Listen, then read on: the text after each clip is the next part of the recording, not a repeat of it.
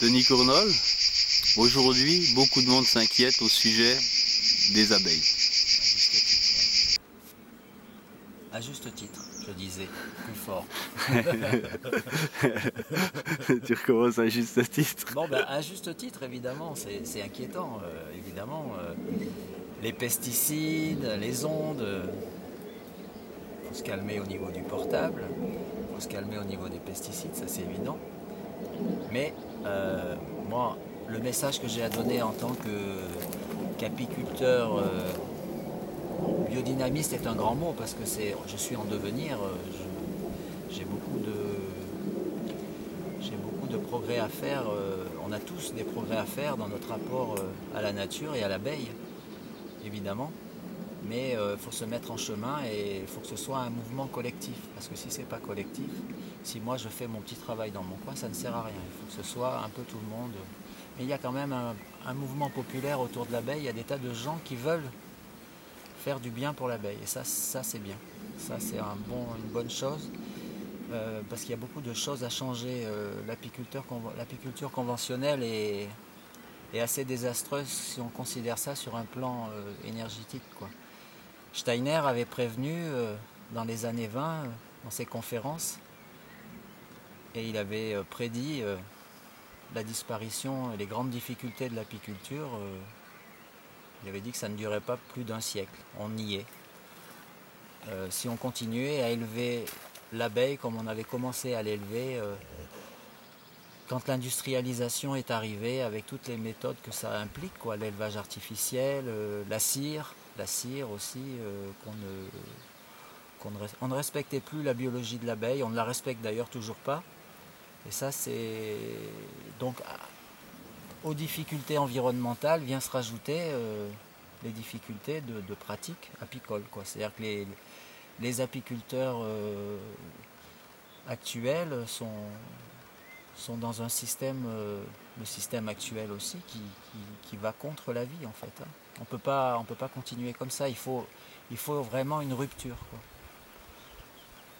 Ça consiste à revenir finalement, à coller un peu plus à la nature, à respecter la biologie de l'abeille, euh, respecter les constructions naturelles, élever naturellement et redonner de la vitalité à l'insecte, quoi, parce que c'est le gros problème. On a une dégénérescence et les ADN sont...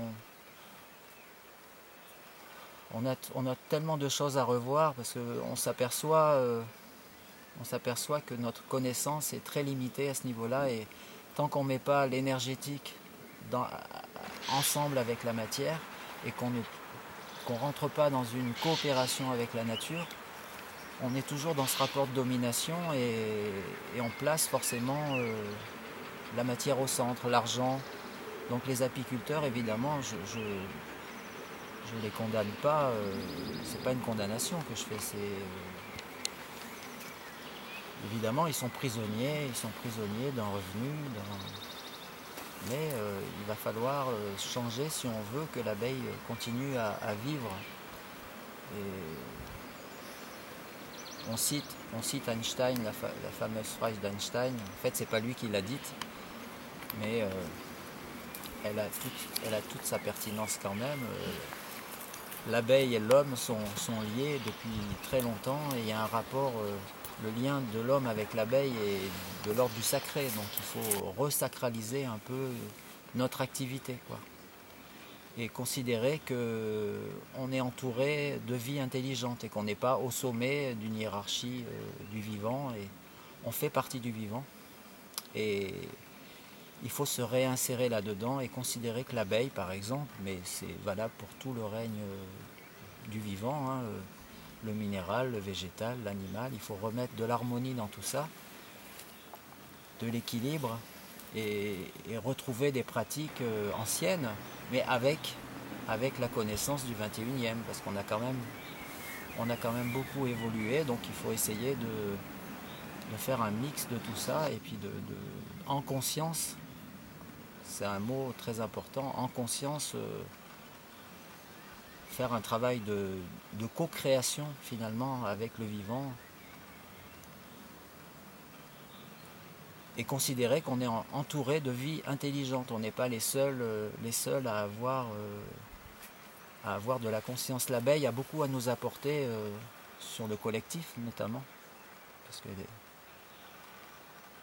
on a beaucoup à apprendre d'un insecte, et ça dire ça crûment à des gens qui ne sont pas prévenus, c'est assez choquant, parce on nous a toujours éduqués et formatés pour se considérer, nous humains, comme supérieurs, quoi. Donc il faut ravaler un peu son orgueil, sa fierté, et se situer simplement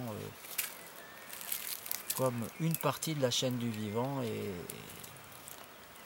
et restaurer un dialogue avec le vivant.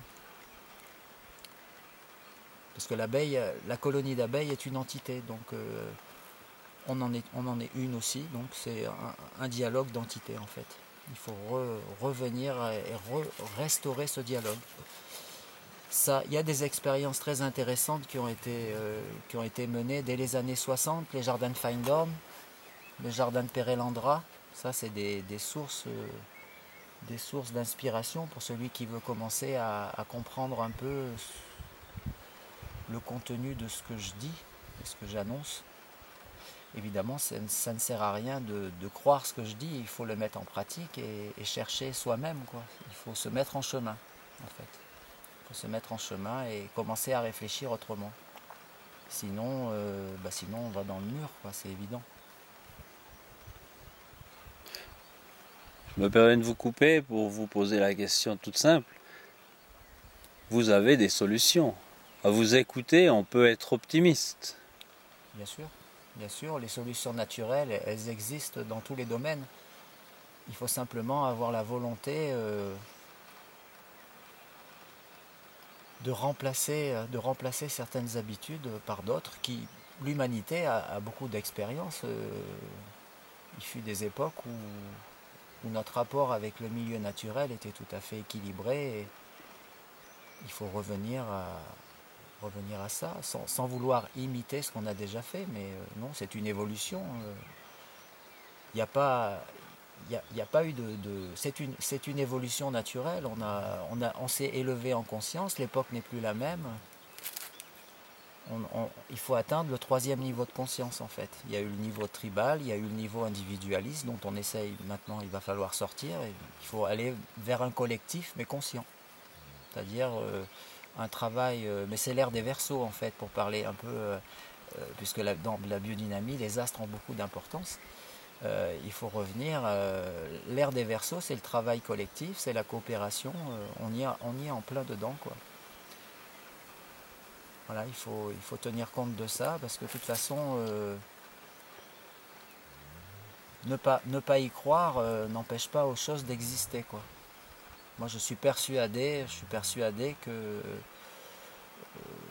on va avoir de plus en plus de personnes à travers les difficultés qu'on traverse. On a besoin de ces difficultés pour évoluer, donc il ne faut pas prendre ces difficultés comme quelque chose de négatif, mais comme un facteur d'évolution, quoi, en fait. Oui, il faut positiver, quoi. Il n'y a pas trop tard, il n'est jamais trop tard pour bien faire. Si on commence maintenant, il n'y a pas de problème, l'abeille, on peut la récupérer, elle a une capacité d'adaptation et une résilience telle que si on travaille de concert avec elle, on va remettre l'abeille